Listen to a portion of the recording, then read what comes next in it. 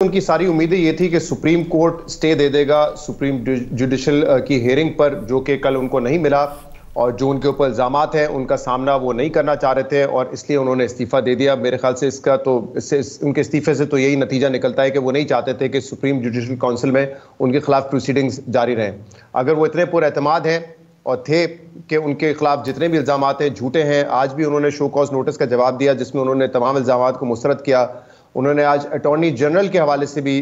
अदम एतमाद का इजहार किया और फिर इस तरीके से इस्तीफे दे देना, इससे तो ये लगता है कि उनकी शायद उम्मीदें यही थी कि अगर सुप्रीम कोर्ट स्टे दे देता है और सुप्रीम जुडिशल काउंसिल की कार्रवाई रुक जाती है तो शायद ये मामला मजीद लिंगर ऑन करेगा, लेकिन शायद वो सामना नहीं करना चाहते थे और इसीलिए उन्होंने, मुझे तो लगता है कि इस्तीफा दिया है। दूसरा, आज लाहौर हाई कोर्ट के ये जज थे उस वक्त जब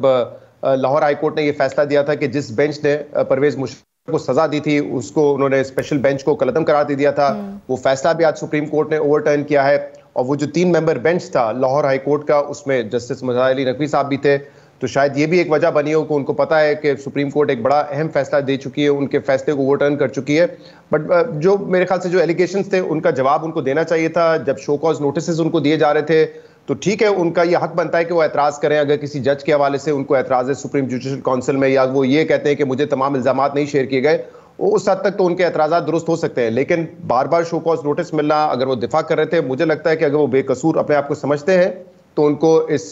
कार्रवाई का सामना करना चाहिए था। हमने देखा था काजी फाइज ईसा साहब जब सुप्रीम कोर्ट के जज थे, उनके खिलाफ रेफरेंस आया, बहुत सारे उनके अपने ब्रदर जजेस उनके खिलाफ थे, पूरी इंतजामिया, मशीनरी, स्टैब्लिशमेंट, हुकूमत उनके खिलाफ थी, लेकिन उन्होंने डट के मुकाबला किया, आखिर में सुखरू हुए। अगर वो भी अपने आप को समझते थे कि वो भी उनके ऊपर तमाम इल्जामात बेबुनियाद हैं और बेकसूर हैं, उनको सामना करना चाहिए था।